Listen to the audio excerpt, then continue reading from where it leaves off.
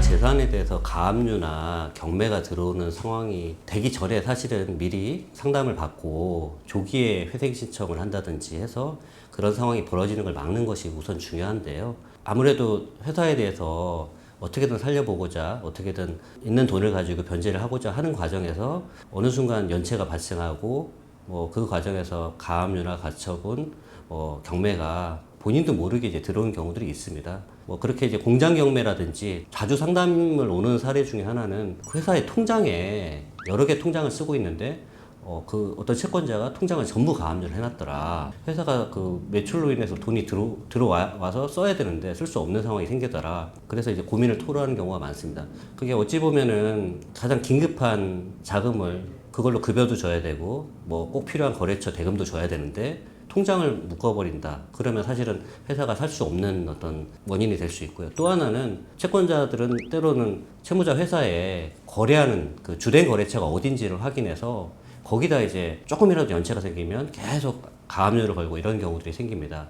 그러면 회사가 주된 거래처를 통해서 예를 들어 100억 하는 회사가 80억 정도 되는 매출을 올리는 주된 거래처가 있는데 여기에 계속 가압류가 온단 말입니다. 그러면 매출 채권을 회수하는 것도 어려움이 있을 뿐더러 그 주된 거래처에 대해서 신용도나 신뢰가 현저히 떨어지는 문제가 생겨서 회사가 이제 근본적으로 사업을 할 수 없는, 하기 어려운 어떤 상황이 발생하게 되거든요. 어떤 제도가 있느냐. 법인회생제 신청을 하게 됐을 때는 기본적으로 신청한 날로부터 한 7일 이내에 통상 그 법원에서 울타리를 쳐주는 제도가 있습니다. 그 울타리라는 건 뭐냐면 법인회생은 회사에 자금이 없어서 사업이 어려워서 살려주세요라고 법원에 신청을 하면 법원에서 울타리를 쳐주게 됩니다. 근데 그 울타리의 내용이 뭐냐면 보전처분이라는 것이 있는데 보전처분은 회사에 있는 현금이 불필요하게 법원 허가 없이 딴 데로 지출이 못 되게 나가도록 막는 그 절차를 의미하고요.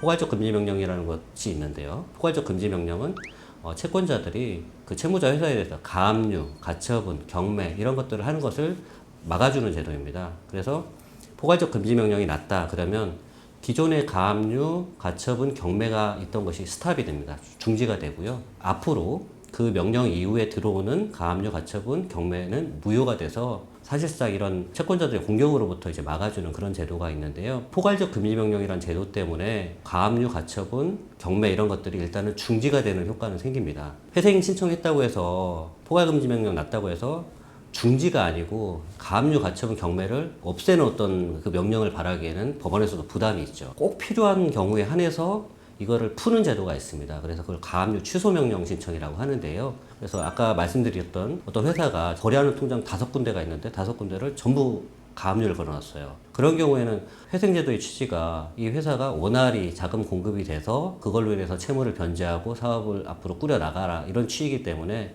초창기에 통장 가압류를 풀어주는 취소명령 신청을 하게 되면 그 필요성을 인정해서 법원에서는 가압류 취소를 해주는 경우가 있고요. 또 하나는 그 매출채권, 아까 말씀드린 주된 거래처의 매출채권 같은 경우는 그거를 풀지 않으면 대금 회수가 없어서 돈이 없어질 뿐더러 신용이나 신뢰도에 문제가 생기기 때문에 이 경우도 이제 가압류 취소 제도를 이용할 수 있습니다. 그러면 가압류 취소가 받아들여지지 않으면 가압류가 중지된 상태, 경매가 중지된 상태로 계속 이어지느냐? 그건 아니고요. 법인회생이 나중에 인가라고 하는데요. 어떤 성공적인 회생을 수행했다, 회생계획안을 수행했다라고 해서 법원에서 승인해주는 제도가 인가인데요. 법인회생이 인가됐다 하면 법인회생이 성공했다는 건데 인가 결정의 효력으로 가압류나 경매가 이제 없어집니다.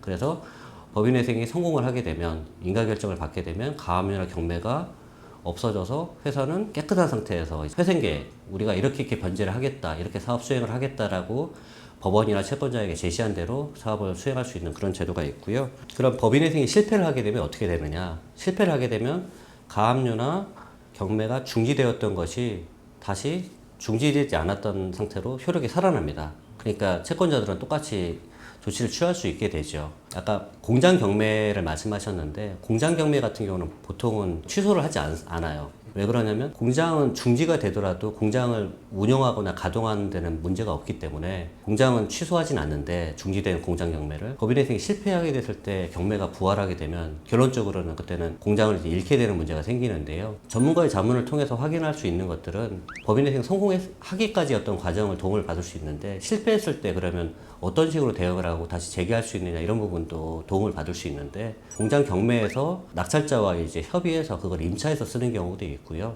그다음에 채권자와 협의를 해서 채권자와 협의가 되면 공장 경매 신청한 채권자와 협의가 된다면은 그 경매 신청 자체를 취하거나 일부를 변제를 하거나 아니면 채권을 매수를 하거나 여러 가지 방식으로 공장을 직간접적으로 이제 사용하거나 취득하는 그런 방식도 있으니까 그 부분도 참고하셔서 뭐 법인회생이 실패하더라도 이게 끝난 게 아니다 이렇게 이해하시면 될 것 같습니다.